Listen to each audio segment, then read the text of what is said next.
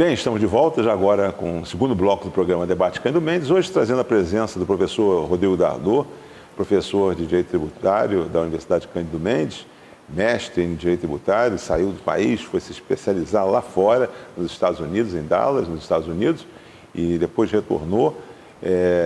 E o professor Francisco Assis Correia Barbosa, nosso coordenador geral acadêmico, que é mestre em Direito Tributário. Então, pessoas mais gabaritadas para debater esse assunto, com certeza nós não teríamos.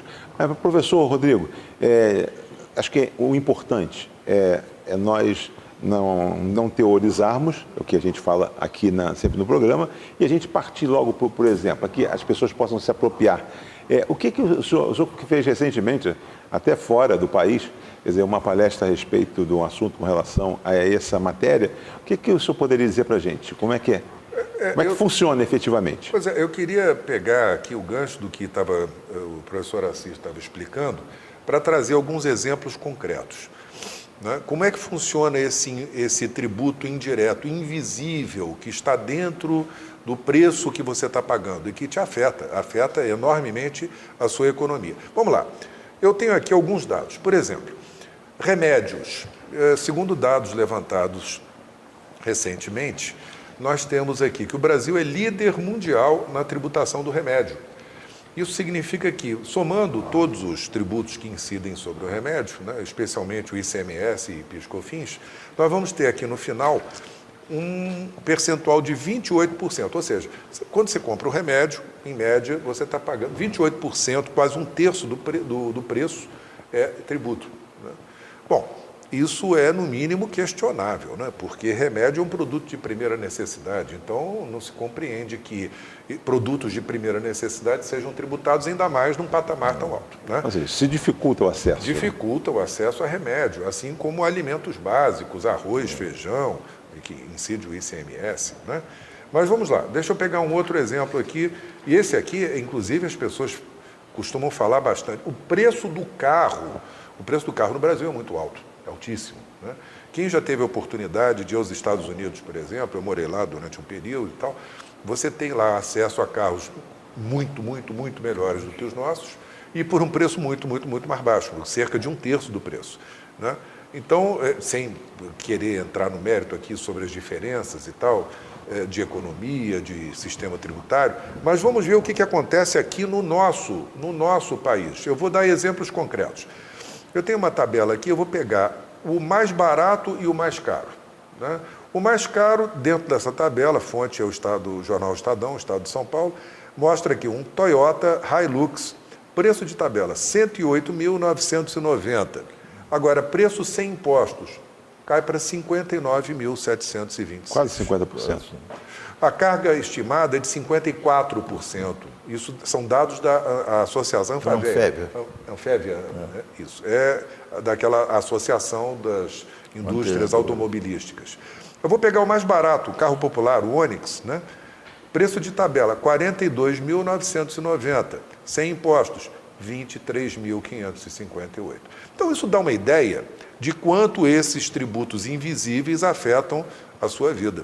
Né? Mas isso, quando você fala em carro, que é um assunto de interesse, né, das pessoas, né, naturalmente, quer dizer, há também uma fala que o governo ele trabalha em cima da motorização. Então, ele tributa em cima da motorização. Era para o carro popular ele ter um menor carga tributária para que pudesse se ter acesso àqueles que... Então, isso aí é aquele negócio de um carro hoje, um carro mais caro, naturalmente ele pagaria mais. Também tem isso? Porque atingiria quem tem capacidade contributiva, né?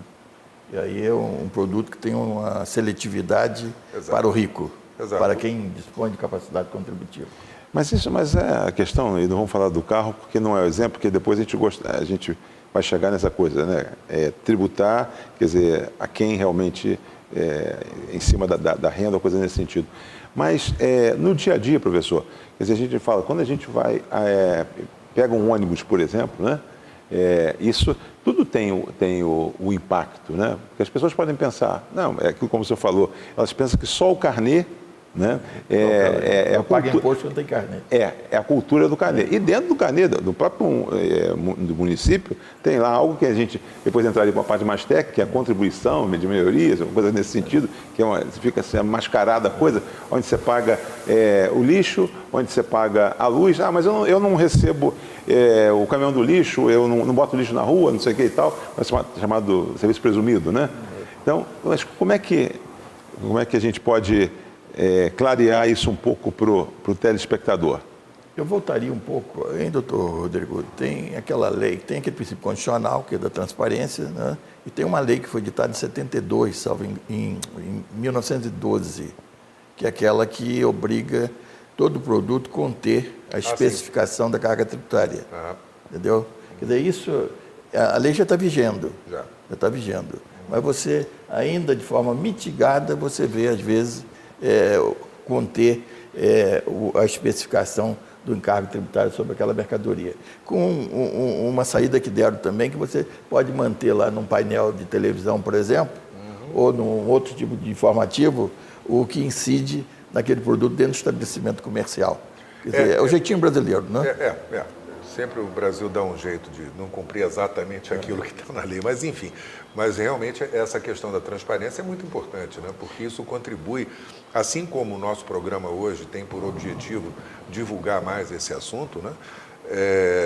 Nós estamos aqui falando, eu acho que da mesma coisa, de uma conscientização do cidadão em relação ao seu papel, né? como contribuinte, ou seja, o contribuinte no Brasil, até por questões históricas, o cidadão no Brasil, ele não se coloca como um protagonista da história do seu próprio país. Ele está tão acostumado a ser maltratado pelo Estado, a ser perseguido, a ser traído pelo Estado, né? Infelizmente, essa é a história do nosso país, do relacionamento cidadão-Estado, né? Que ele acaba tendo talvez um certo complexo de inferioridade. Ele não se dá conta de que é ele que sustenta o Estado. E é ele que tem que dizer o que ele espera do Estado e exigir do Estado que efetivamente cumpra a sua parte. Bom, o senhor falou que morou nos Estados Unidos e há um tempo atrás, naturalmente, você falava o seguinte: nos Estados Unidos era mais importante, quer dizer, na hora de uma blitz, você mostrar que estava com os impostos em dia, do que a legalidade sua no país, coisa nesse sentido. Exatamente. Então, é o que lhe interessava. Desde que você esteja em dia com os tributos, esteja pagando, você tem esse exercício da cidadania, não garantido, né, porque ele poderia ser alguém que estaria ali sem a documentação, mas isso dava... no seu trabalho tem uma questão que eu acho que é importante a gente trazer também, que a gente fala que o Brasil talvez esteja entre os 15 países com a maior incidência de carga tributária, no peso bruto. Mas, por outro lado, foi feita uma pesquisa, eu acho que o senhor tem esses dados, que é o seguinte: quem ganha é a população. Índice de retorno ao bem-estar da sociedade, onde o Brasil está em 30º lugar. De 30 países onde foi estudado e foi pesquisado isso, o Brasil, quer dizer, é um dos que mais cobra e um dos que está em 30º lugar. Explica isso, o que significa essa relação? Isso tem a ver, infelizmente, com o histórico que eu acabei de traçar, né? No Brasil, o cidadão, ele é tratado como, enfim, sem o devido respeito pelo Estado, né? Pela máquina estatal. Então, o Estado arrecada muito, essa é a nossa realidade, e devolve pessimamente, em termos de serviços, da pior qualidade possível.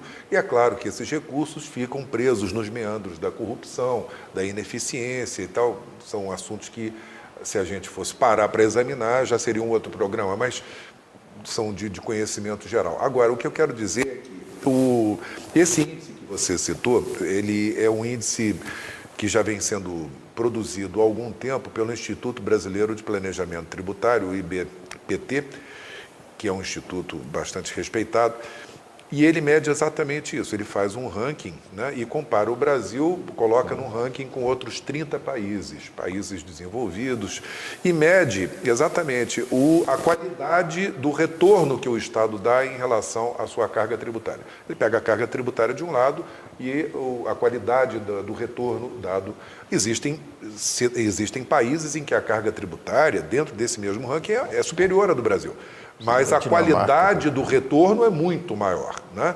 Então, esses países estão mais bem colocados. É IRBIS que se chama esse índice. O Brasil, pelo 6º ano consecutivo, está em 30º lugar. Mais uma vergonha nacional, mas que reflete exatamente esse quadro de falência completa do nosso modelo. Professor Francisco, nós estamos chegando ao final do nosso 2º bloco, mas só para a gente deixar aí, levantar a bola já para o 3º e último bloco, porque está indo rápido. As pessoas falam, eu pago IPVA, né, e tenho que pagar ainda pedágio. Essa é uma situação. Eu pago IPVA e caio num buraco, né, às vezes dentro da cidade, tal coisa nesse sentido. Explica, por favor, fale um pouco com relação a isso, quer dizer, essa coisa das concessões, né, que isso é bitributação, o que é isso? Está se cobrando 2 vezes? Na realidade, o tributo é o IPVA. Mas junto ao IPVA já vem embutido obrigatoriamente seguro. Já perde a característica tributária e você começa, por uma ação da própria legislação, impor algo que não tem natureza tributária, mas cobrado de forma conjunta.